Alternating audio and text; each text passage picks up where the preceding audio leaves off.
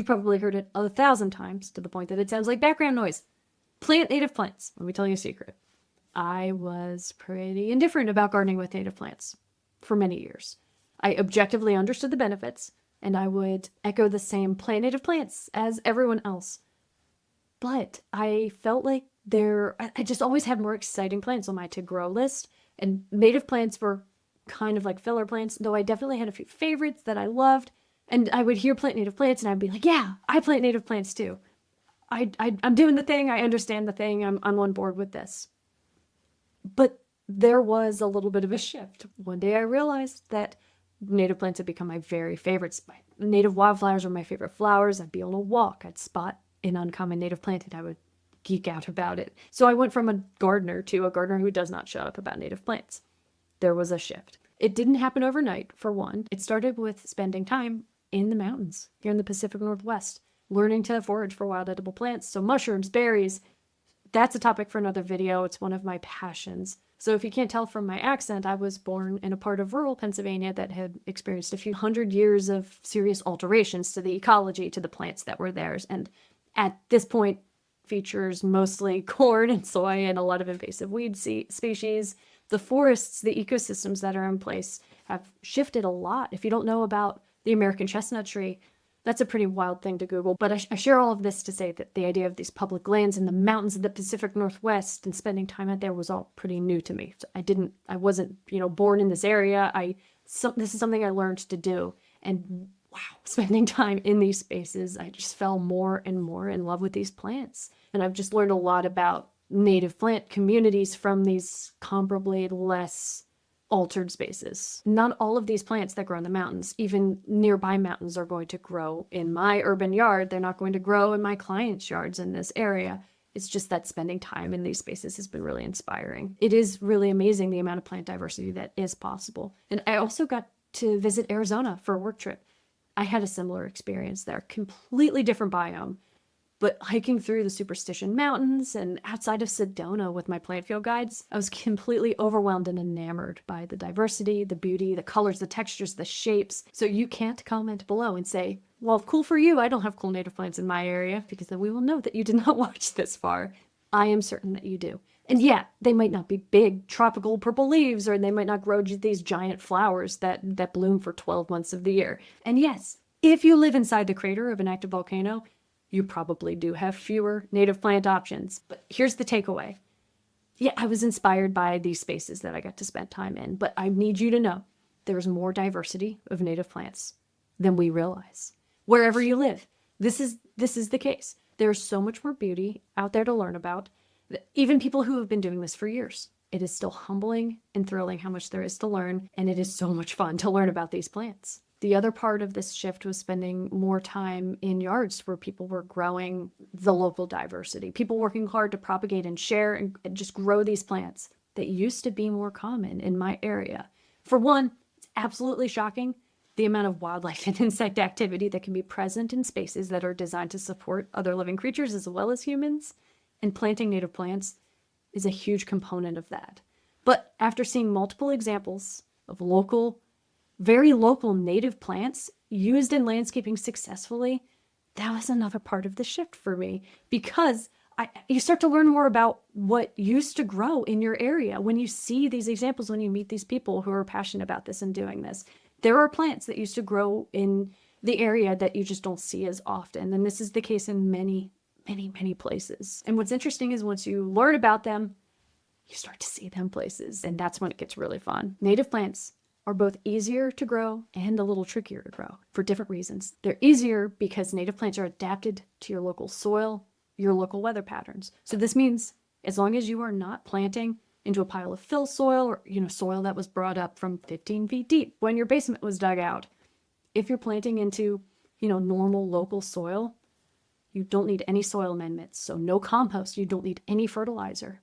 It's amazing. You also will only need to irrigate these plants until they're established. So the first few growing seasons, this is if they're transplanted from one location to another. But if you grow them from seed, they come up in the spot where they are going to grow, no irrigation at all. It's amazing. They're happy with local weather patterns, the amount of rain you get in your area. They're just so much easier to grow. Now, the tricky thing about native plants is that they're regionally specific. You have to find your best local resources. And these are often very hyper-local. Just an example of this, there are many big seed companies that will sell mixes of native wildflower seeds that cover a large geographic area, like Pacific Northwest native wildflower mix. Even more specific mixes might be relevant for your state, but these are not often not specific enough, because I can drive an hour, 2 hours in any direction and I could hit serious, significant changes in soil types, weather patterns, wildlife species. But the native plants that will do best for you, that'll support your local pollinator species, they are the ones that have lived in your area, in your soil, for many, many, many, many, many years. So very local native plant species. And there's local genetics, right? You could take the same plant, the same genus and species. One that grows in one part of the state is going to have slightly different genetics than something that's been growing in another totally different corner, because there might be slightly different weather patterns, slightly different soil. It's fascinating. So this local element is what makes gardening with native plants a little bit trickier, but also more fun, because it's like a treasure hunt for your local resources.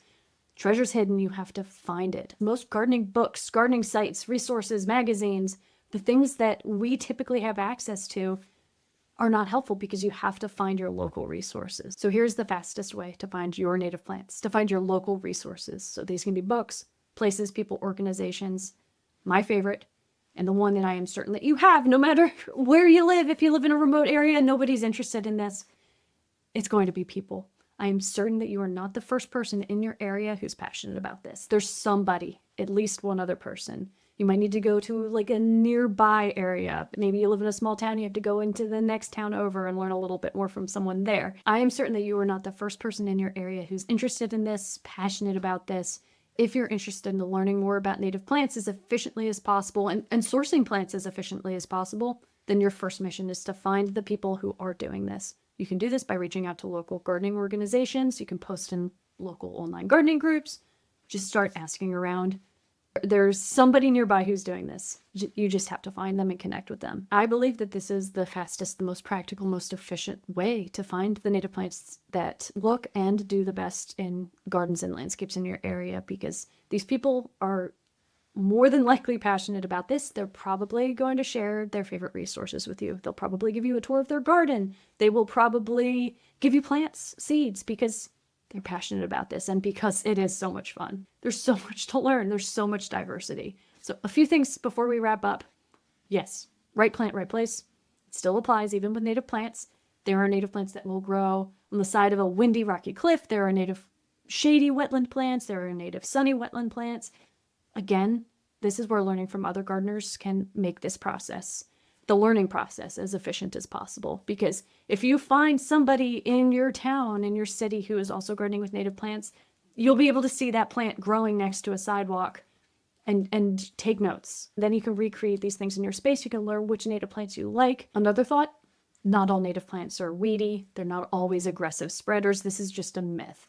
It's a myth that they are also messy looking. So some might be aggressive spreaders, but this is, again, right plant, right place. And more than likely you have more options to choose from than you are currently aware of. Keep learning. No one is shaming you for planting non-native plants. Everybody plants a mix of things, right? I love growing food. I love herbs. I love flowers. I have cut flowers and dahlias and all of the things. But my favorites now are the native plants, because of reasons that I've shared. Please don't plant invasive species, right? Make sure you're not doing that. Look up local invasive species, but you know that, right?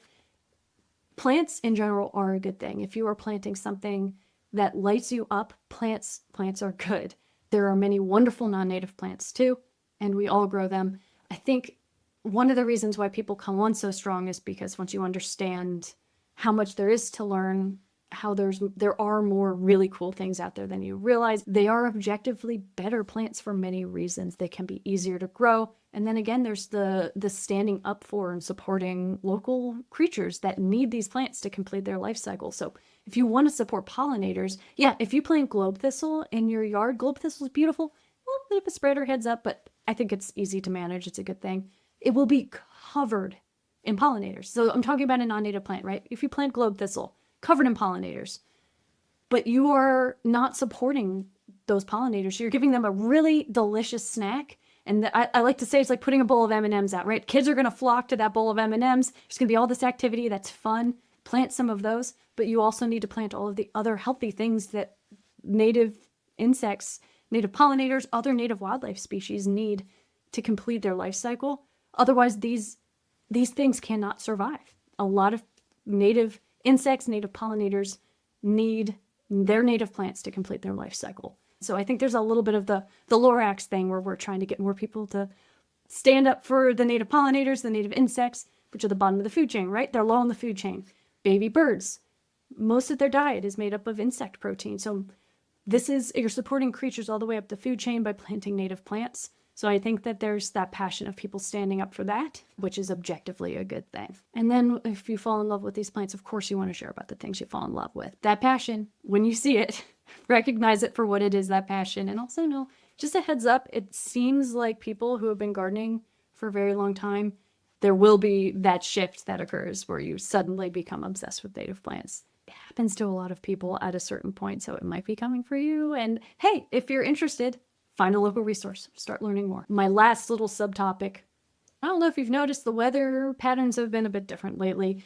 There are native plants in my area that are starting to die in great numbers. And a trained eye can see a thinning crown of a tree and know which trees are going to be gone in a couple of years. There are some super amazing, smart experts with decades of training and experience, and they're extensively discussing when and if we need to plant different plants or things with slightly different genetics, and that's a topic beyond the scope of this video. And again, people who are interested in gardening with native plants, they will share anything that you need to know for your region. Like, we are planting fewer Western red cedar trees in urban areas because they're just not doing well with the heat that we're experiencing here in the Pacific Northwest. This is a topic for another video. It is something that I do want to touch on, especially in urban, suburban areas, because we've got asphalt, right? We've got the heat from buildings. It is a subtopic that I wanted to touch on. So your homework today is to head outside. You can use iNaturalist, start identifying plants, and then look up which ones are native and non-native and get a good native plant field guide. And number one, the easiest thing is to find somebody who's also interested in this and just start to learn. You don't have to head out into the mountains or into, some pristine natural area to learn about this. Find people who are passionate about this. They're out there, and it's so cool. It's much fun. And then it'll just kind of change the way that you see your surroundings too when you start spotting native plants. And to end this video, I just want to share a picture of some little nibbles taken out of my Clarkia, my farewell to spring plants. This is caused by leafcutter bees. This is a native bee species, and they chomp little bits of this flower petal, and then they line the cocoons where they lay their eggs. So you can just imagine a little baby bee hatching out of a cocoon that has been wrapped in flower petals. Absolutely delightful. And if you're new here, hello, my name is Eve, and yes, that's my real name. I am a horticulturist, a landscape designer. I get that all the time, like, that's your fake name. That's a fake name. No, it's not. It is my real name. Coincidence that seems to happen to a lot of people, actually, where they end up in professions that relate to their names. You should look that up. That is a real thing. But hi, I'm Eve. If you're new here, landscape designer. I'm a horticulturist, and I love helping people have more successful garden projects. So if you are starting a new project, you are a more experienced gardener, you want to expand your skills, I'm here to help. If you want to learn to create your own landscape design for an upcoming project instead of maybe hiring a landscape designer, or to supplement hiring a designer, I have a course called Design Your Own Landscape Layout that guides you step by step through that process. That's linked in the description below. If you want to learn more about creating a landscape design plan, that's the video that's going to pop up next at the end of this one. Be sure to check that out. And thank you for watching. Have a great day.